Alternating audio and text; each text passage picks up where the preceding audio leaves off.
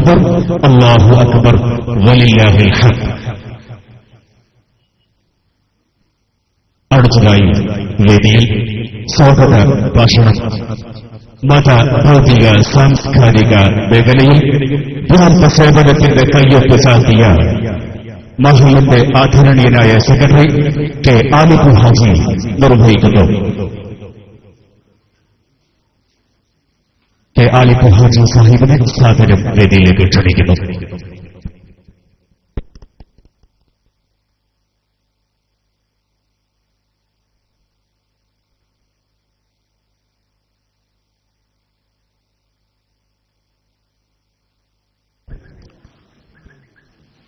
السلام عليكم ورحمة الله وبركاته.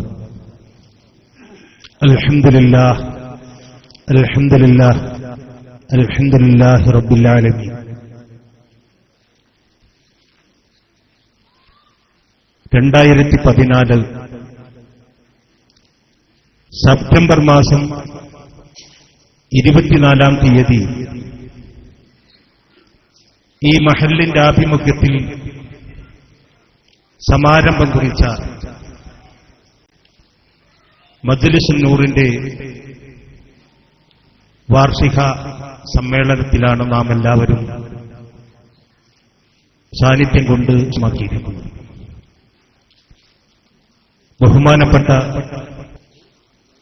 പണ്ഡിത കേസരി വാവാട് ഉസ്താദിന്റെ ഭക്തിനിർഭരമായ പ്രാർത്ഥനയോടുകൂടി പാണക്കാട് കുടപ്പനക്കൽ തറവാട്ടിലെ പൊന്നോമനപുത്രൻ ഹബ്ബാസ് അലി ശിഹാബ് തങ്ങൾ ഔപചാരികമായി ഉദ്ഘാടനം ചെയ്ത മജ്ലിസ് അത് ഒരു വർഷം പൂർത്തിയാക്കിയിരിക്കുകയാണ്. ഈ ഒരു വർഷം പൂർത്തിയാക്കുന്നതിന്റെ 8 മാസങ്ങൾക്ക് മുമ്പ് ഞാനും ഈ മഹല്ലിലെ ചില സഹോദരന്മാരും മജ്ലിസ് നൂറിന്റെ വാർഷികം നമുക്ക് ഈ മഹല്ലിൽ വെച്ച് നടത്തണം. ആ സദസ്സിലേക്ക് ബഹുമാനപ്പെട്ട ശൈഖുന സൈനുൽ ഉലമ ചെറുച്ചേരി ഉസ്താദിനെ കൊണ്ടുവരണം എന്നെന്റെ സ്നേഹിതന്മാർ അന്ന് വെറുതെ തമാശ രൂപത്തിൽ പറഞ്ഞപ്പോൾ അന്ന് ഞാൻ എന്റെ മനസ്സിൽ കുറിച്ചിട്ടു.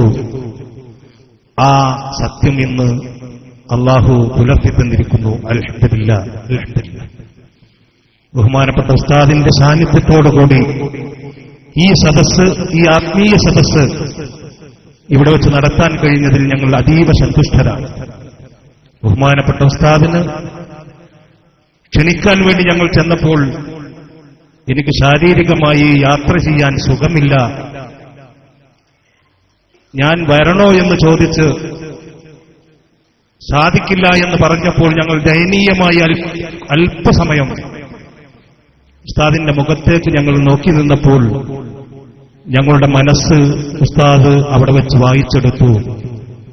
അത് ഉസ്താദ് ഇന്ന് നിറവേറ്റിയിരിക്കുന്നു. ഉസ്താദിനെ ഞങ്ങൾ ബുദ്ധിമുട്ടിച്ചതിൽ ഉസ്താദിനോട് ഞങ്ങൾ ക്ഷമ ചോദിക്കുന്നു. ഉസ്താദിന് ഈ ഇത്ര ദൂരം യാത്ര ചെയ്ത് ഇവിടെ വന്ന് നമുക്ക് ഒരു പ്രാർത്ഥന നടത്തുവാനും നമ്മുടെ ഈ സദസ്സിൽ പങ്കെടുക്കുവാനും സാധിച്ചതിൽ നാം സന്തോഷിക്കുന്നു. ബഹുമാനപ്പെട്ട ഉസ്താദിന് ആരോഗ്യത്തോടുകൂടിയുള്ള ദീർഘായുസ്സ് അല്ലാഹു പ്രദാനം ചെയ്യട്ടെ എന്ന് ഞാൻ ആത്മാർത്ഥമായി പ്രാർത്ഥിക്കുകയാണ്. 1920 കാലഘട്ടത്തിൽ ഖിലാഫത്ത് പ്രസ്ഥാനം കൊടുമ്പിരി കൊണ്ടപ്പോൾ പീഡനങ്ങൾ സഹിക്കവയ്യാതെ മലബാറിന്റെ പ്രാന്തപ്രദേശങ്ങളിൽ നിന്നും കുടിയേറിപ്പാർത്ത പാവപ്പെട്ട മലബാറിലെ മുസ്ലിം സഹോദരന്മാരാണ് ഞങ്ങളുടെ പൂർവിക പിതാക്കന്മാർ. ഈ കാണുന്ന ചായത്തോട്ടത്തിൽ നിന്ന് മലമ്പനിയോടും മലങ്കതുവിനോടും മല്ലിട്ട് മലങ്കാടുകൾ വെട്ടിത്തെളിച്ച് ഈ ചായത്തോട്ടമുണ്ടാക്കുമ്പോൾ അവിടെ നിന്നും പട്ടിണി മൂലം തന്റെ കുഞ്ഞുങ്ങളെ വാരിയെടുത്തുകൊണ്ട് നാടുകാണി ചുരം കയറി വന്ന് ഇവിടെ ഈ തോട്ടത്തിൽ ജോലി ചെയ്യുമ്പോൾ അവർ ആ ജോലിക്ക് ശേഷം തന്റെ മക്കൾക്ക് റോത്തുപള്ളി വേണം എന്ന ആഗ്രഹത്തോടുകൂടി ഇന്ന് നാം മഗ്‌രിബ് നമസ്കരിച്ച അതേ സ്ഥലത്ത് ഒരു ഓത്തുപള്ളി നിർമ്മിക്കുകയും അവിടെ തന്നെ വൈകുന്നേരങ്ങളിൽ 6 മാസത്തിൽ 7 മാസവും ചീഞ്ഞ മഴ പെയ്യുന്ന ഒരു കാലഘട്ടം, അന്ന് ജോലി കഴിഞ്ഞ് ശരീരം വൃത്തിയാക്കി അള്ളാഹുവിന് സുജൂദ് ചെയ്യാൻ ആ ഓത്തുപള്ളി തന്നെ അവർ കണ്ടെത്തുകയും അങ്ങനെ കാലങ്ങൾ കഴിഞ്ഞ് നമ്മുടെ പൂർവീക പിതാക്കന്മാർ തുടക്കം കുറിച്ച് ആ മസ്ജിദ്, ആ പള്ളി, പഴയകാല ചരിത്രങ്ങളൊക്കെ പരിശോധിക്കുമ്പോൾ ബഹുമാനപ്പെട്ട വീരാനൗലിയ വരെ ഉപ്പട്ടിയിൽ വന്ന് ആ പള്ളിയിൽ നമസ്കരിച്ചു എന്നാണ് പൂർവീക ചരിത്രം പരിശോധിക്കുമ്പോൾ ഞങ്ങൾക്ക് മനസ്സിലാക്കാൻ സാധിച്ചത്.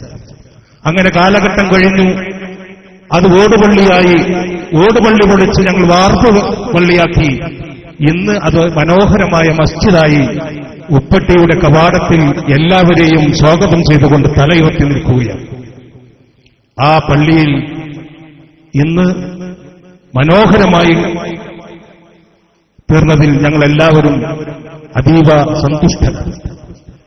അതുപോലെ തന്നെ ഇന്ന് നാം ഈ യോഗം നടത്തുന്ന ഈ ആത്മീയ സദസ്സ് നടത്തുന്ന ഈ വലിയ കെട്ടിടം, അത് ഒരു ഓടിട്ട ഒരു മദ്രസയായിരുന്നു. ആ മദ്രസയിൽ ഞങ്ങൾ 25 വർഷങ്ങൾക്ക് മുമ്പ് ഒരു ഇംഗ്ലീഷ് മീഡിയം സ്കൂൾ ആരംഭിക്കുകയും ആ സ്കൂളിൽ നിന്ന് ലഭിക്കുന്ന തുച്ഛമായ വരുമാനം കൊണ്ട് ഈ വലിയ ഒരു കെട്ടിടം നിർമ്മിക്കാൻ ഞങ്ങൾക്ക് സാധിച്ചു. മാത്രമല്ല വളരെയധികം പ്രയാസങ്ങൾ 2 വർഷങ്ങൾക്ക് മുമ്പ് ഈ മഹല്ലിൽ നടന്ന പ്രയാസകരമായ പല സംഭവങ്ങളും നടന്നപ്പോൾ അന്ന് ഇത് ഇത്ര വലിയ കെട്ടിടമല്ല, ഇന്ന് ഇരിക്കുന്ന സ്ഥലമൊന്നും സ്റ്റേജല്ല, അങ്ങനത്തെ ഒരു അവസ്ഥയിൽ ഞങ്ങൾ പ്രയാസം അനുഭവിച്ചപ്പോൾ ഇവിടെ നിന്നും സാമ്പത്തികമായി അള്ളാഹു നന്മ നൽകിയ കുറെ ആളുകൾ മഹല്ലിനെ ധിക്കരിച്ചുകൊണ്ട് വേറെ രൂപത്തിലൊക്കെ യാത്ര തിരിച്ചപ്പോൾ പാവങ്ങളായ ഞങ്ങൾ പ്രയാസപ്പെട്ട് ഇത് എങ്ങനെ ഇത് പൂർത്തീകരിക്കും എന്ന് മനസ്സിലാക്കിക്കൊണ്ട് ഞങ്ങളിങ്ങനെ ബേജാറായി നിൽക്കുമ്പോൾ എന്തു കാര്യവും എന്ത് പ്രയാസങ്ങളും ഇറക്കി വെക്കുന്ന ഒരു അധ്വാനിയാണല്ലോ പാണക്കാട് കുടപ്പനക്കൽ തറവാട്. ആ തറവാട്ടിൽ തന്നുകൊണ്ട് തറവാട്ടിലെ കാരവരോട് സംഗതി ഞങ്ങൾ ബോധിപ്പിച്ചു. തങ്ങളവറുകൾ സ്വയസിദ്ധമായി സാധാരണ പുഞ്ചിരിക്കുന്ന പോലെ പുഞ്ചിരിച്ചു.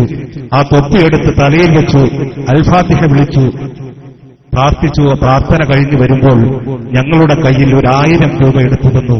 നിങ്ങൾ പോയിക്കോ, ഒക്കെ ശരിയാകും, എല്ലാം ശരിയാകും, എല്ലാം ശരിയാകട്ടെ, നിങ്ങൾ മജ്‌ലിസ് നൂർ ആരംഭിക്കൂ. അന്ന് മുതൽ തുടങ്ങിയതാണ് ഈ മജ്‌ലിസ് നൂർ. ഞാനും 2-3 ആളുകളും ഉസ്താദും മുഅദ്ദിനും കൂടി പള്ളിയുടെ മുകളിൽ വെച്ച് മാസാമാസം മജ്‌ലിസ് നൂർ ആരംഭിച്ചു. ആ മജ്‌ലിസ് നൂർ ഇന്ന് വികസിച്ച് മാസത്തിലൊരിക്കൽ വളരെയധികം ആളുകൾ പങ്കെടുക്കുന്ന ഒരു വേദിയായി മാറി.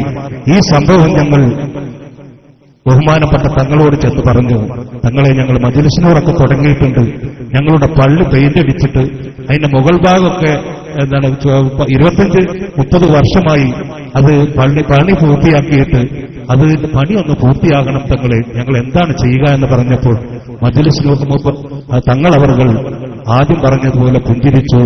അകത്തേക്ക് പോയി അകത്തുനിന്ന് വരുമ്പോൾ ഒരു മജ്‌ലിസ് നൂറിന്റെ ഏട് എടുത്തു വന്ന് ബിസ്മില്ലാഹിർ റഹ്മാനിർ റഹീം എന്ന് പറഞ്ഞ് ഇന്ന് ഇവിടെ ഖതീബായി നിൽക്കുന്ന ബഹുമാനപ്പെട്ട അക്ബർ ഉസ്താദിന്റെ കയ്യിൽ കൊടുത്തു പറഞ്ഞു, നിങ്ങൾ ഇത് പതിവാക്കിയാൽ മതി, എല്ലാം ശരി. ഇന്ന് കാണുന്ന ആ വലിയ പള്ളി, ആ 3 നിലയിൽ ഇന്ന് ഞങ്ങൾ പൂർത്തിയാക്കി. ആര് വന്നാലും നിസ്കരിക്കാൻ വളരെ സൗകര്യങ്ങൾ ചെയ്തു. 15 വർഷത്തോളമായി പെയിന്റ് അടിച്ചിട്ട് അത് പെയിന്റ് അടിച്ച് എല്ലാം ഞങ്ങൾ പൂർത്തിയാക്കി. ഇതൊക്കെ മജ്‌ലിസ് നൂറിന്റെ ബർക്കത്ത് കൊണ്ടാണ് എന്നാണ് ഞങ്ങൾ വിശ്വസിക്കുന്നത്. മാത്രമല്ല 1000 രൂപ ഞങ്ങൾ കയ്യിൽ വെച്ചു. ഞങ്ങൾക്ക് വരുമ്പോൾ ഒരു എഴുത്ത് തന്നു, ഇത് നിങ്ങൾ തിരൂരിലുള്ള ഇബ്രാഹിം രാജയ്ക്ക് കൊടുത്താൽ മതി, അതെല്ലാം ശരിയാകും. ഇബ്രാഹിം രാജ കത്ത് വായിച്ചു. നിങ്ങൾക്ക് എത്ര രൂപയാണ് അവിടെ ചെലവാകുക എന്ന് ചോദിച്ചു. ഞാൻ പറഞ്ഞു, ഒരു 2-3 ലക്ഷം രൂപ ചെലവാകും, നിങ്ങൾ പോയിക്കോളി, ഒരു ബേജാറാകേണ്ട, അത് ഞാൻ ഏറ്റെടുത്തു എന്ന് പറഞ്ഞു. അങ്ങനെ പണി ഇബ്രാഹിം രാജി പൂർത്തീകരിച്ചു. ഇത് ഈ സദസ്സിൽ പറയാനുള്ള കാരണം, ഞങ്ങൾ പാവങ്ങളാണ്. ഇവിടെയുള്ള 90% ആളുകളും പാവങ്ങളായതുകൊണ്ട്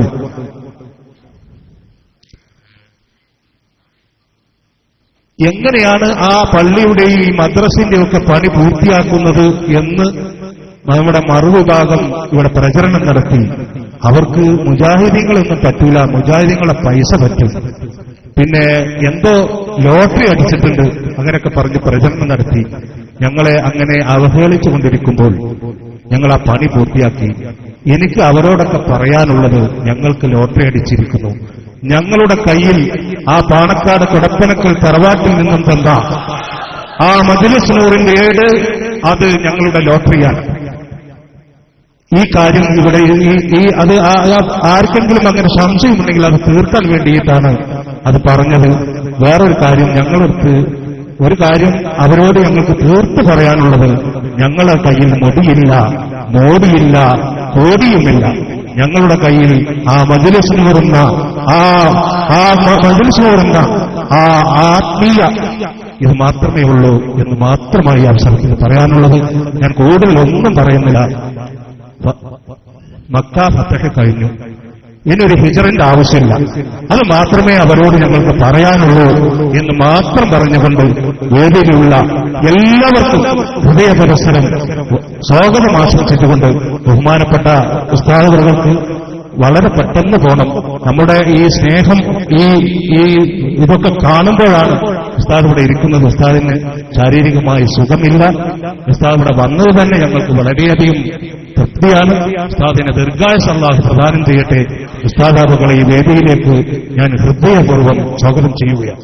അതുപോലെ തന്നെ മജ്‌ലിസ് നൂറിന്റെ സദസ്സ് നമുക്ക് നേതൃത്വം നൽകുന്നത് ബഹുമാനപ്പെട്ട ഹസൻ സഖാഫി പൂക്കോട്ടൂർ അവറുകളാണ്.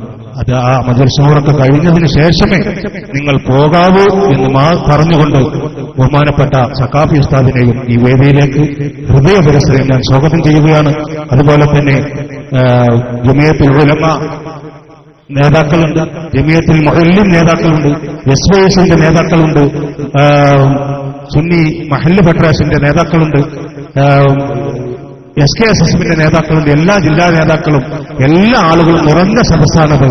ഞാൻ അവരൊക്കെ ഹൃദയപൂർവ്വം സ്വാഗതം ചെയ്യുകയാണ്.